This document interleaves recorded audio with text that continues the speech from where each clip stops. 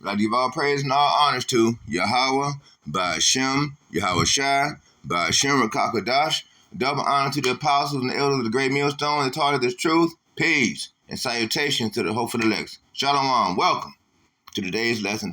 Today's lesson is on Exodus chapter 23, verse 1. And this is an important topic because you have a lot of people who, well, if you're flocking with the righteous, then why would you forsake the righteous to be a false witness? And you would join hands with the wicked in order to be a false witness against the righteous. You know, you got brothers that's doing and that's out of order. Okay, that's out of order. So we're gonna go ahead and go off into this, starting right now. This is Exodus chapter 23, verse 1. Thou shalt not rise a false report.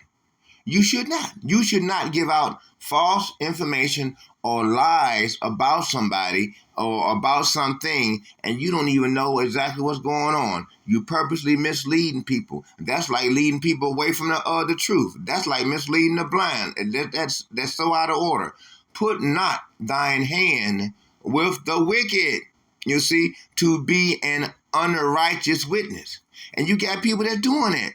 They putting their hand with the wicked, joining with the wicked. And remember what the Bible says. What is that? Proverbs chapter 11, verse, is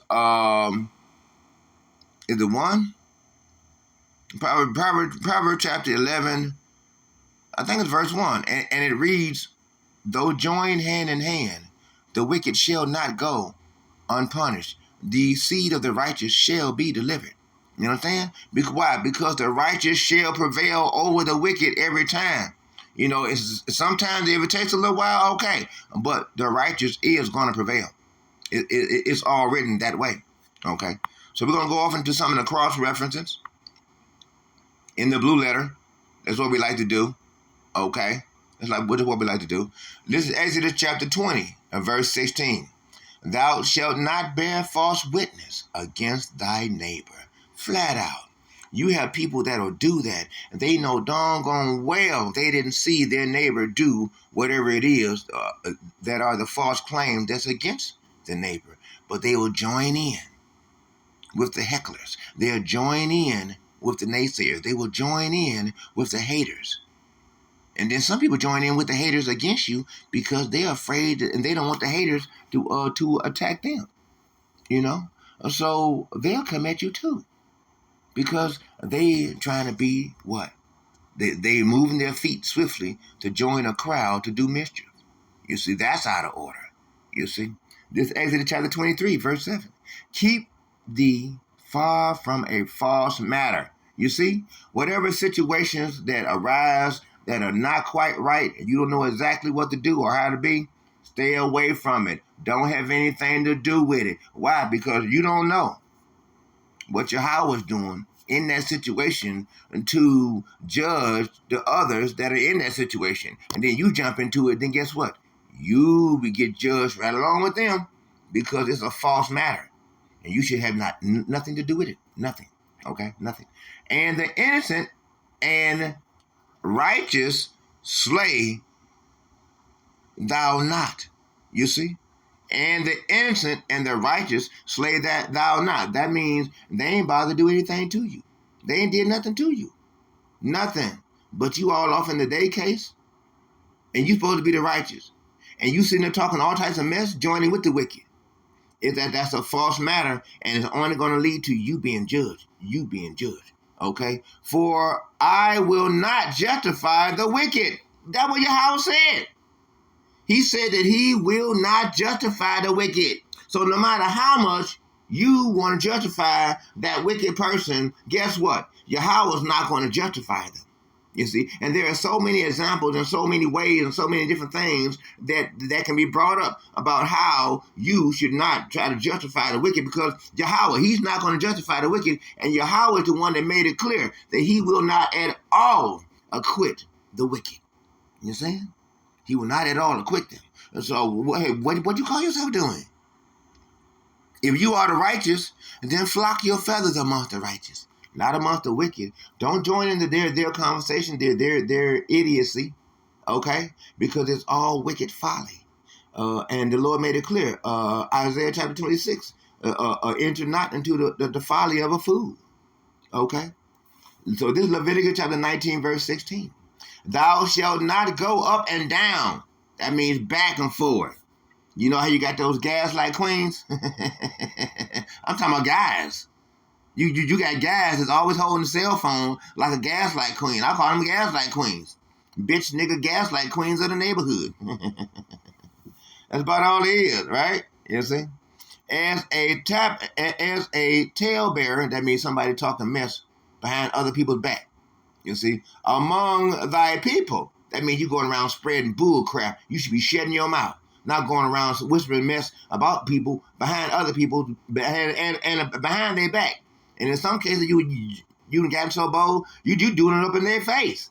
You are out of order. That's why we're making this video. Neither shall thou stand against the blood of thy neighbor. You see? Don't stand up against the blood of thy neighbor.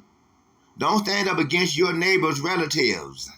Okay, because you got an opinion and you want to have your say and join in and be a part of their wickedness. Don't stand back. Let them handle their own situation. It ain't got nothing to do with you because it's an ungodly situation. And if you're a godly person, then don't have nothing to do with that ungodly situation. You see, I am the Lord. You see. 2 Samuel chapter 16 verse 3. And the king said, and where is thy master's son? And Ziba said unto the king, behold, he hideth at Jerusalem. For he said, today shall the house of Israel restore me the kingdom of my father. You see, that's kind of going on from where we was at. This second Samuel chapter 19, verse 27. And he had slandered, there we go, and he had slandered thy servant unto my lord, the king. You see, he slandered. That means talk mess. He backbited somebody, you see, a servant unto the king. But my lord, the king, is as an angel of God. That means he didn't bother. See?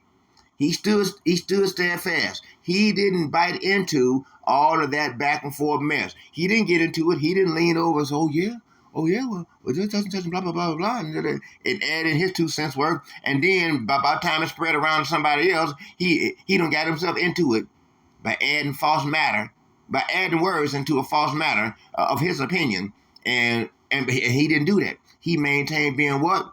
An angel about the situation, an angel of God about the situation, and stayed wholly separate from the situation. Do therefore what is good in thine eyes. You see?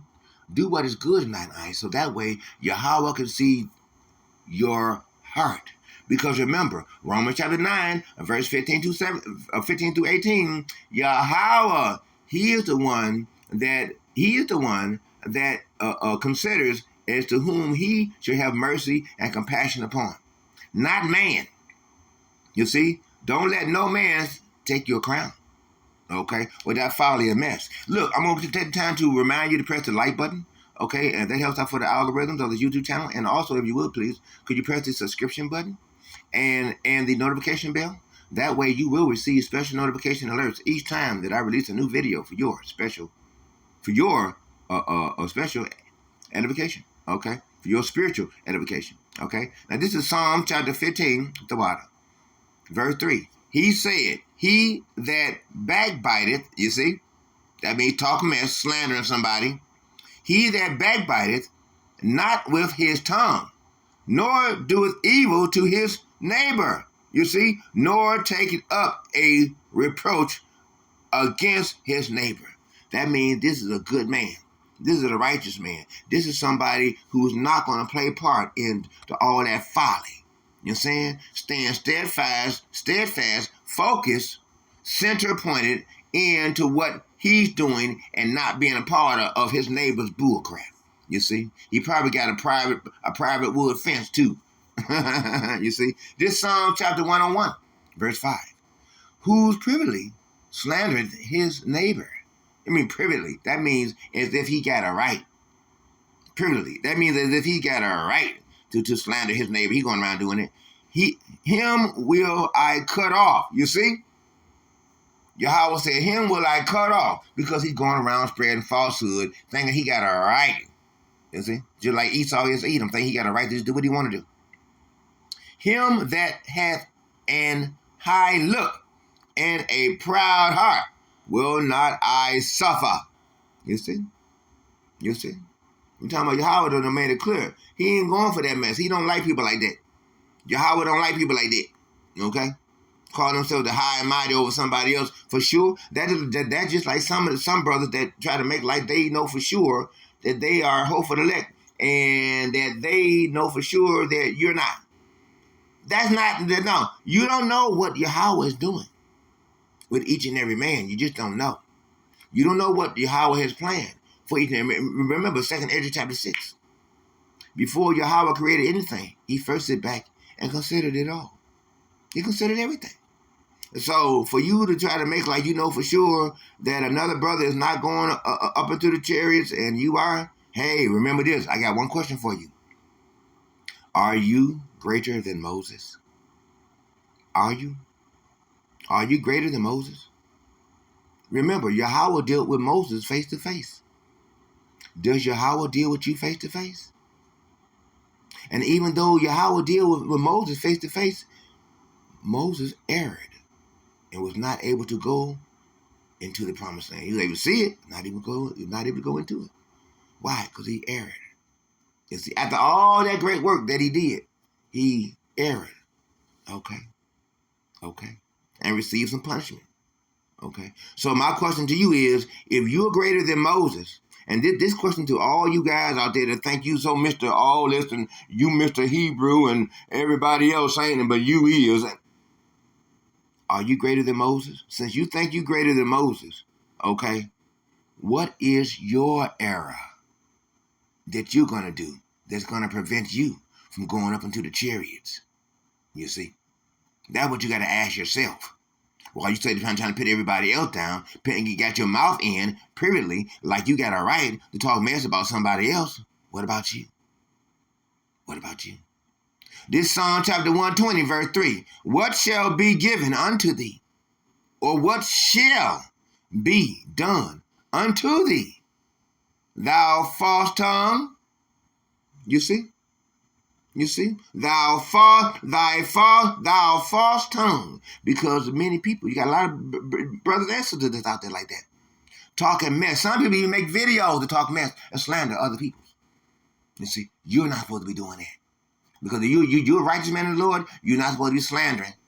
You're not supposed to be talking mess. You're not supposed to be backbiting. You're not supposed to be doing any of these things to tongue lash somebody else, because you better watch it, because Yahweh has a tongue lashing for you. And remember, when Yahweh speaks, things go into action. So you better watch your tongue, because you don't want Yahweh to place his tongue against you. You see? And that's to you brothers that think that y'all are greater. That's to you brothers that think that y'all are greater than everybody else. You more Hebrew than everybody else. You want to. Do you know for sure if you are wheat or terror? Do you even know? Do you know what you did? Your past sins from your past life? Do you know what you did? Do you know all that you got to pay for? Do you know what all the next brother got to pay for? Do you know the measure of faith that Yahweh has given the next brother? Do you know how much measure of faith Yahweh has given you? Do you even know? So stop that. Cut it down. Stop acting like you got the privy right to talk about another brother, to put him down. And baby, buddy, you don't even know where you are. You don't even know where you are at with Yahweh. You see? This Proverbs chapter 10, we're going to read a few more and cut it down and shut it down. This Proverbs chapter 10, verse 18. He that hideth, hateth his lying lips. You see? That's why sometimes people be trying to avoid you, because they don't lie on you. and spoke against you. And they know that after the words that done came out of their lips, out of their mouth, they know that they can't face you. That's why they want to hide from you, because they've been lying about you. You see? Remember that. Remember that. And he that uttereth a slander is a fool. Because when you point your finger at somebody else, you move your thumb, there are 3 other fingers pointing right back at you. Your own. You see? Your own. You see?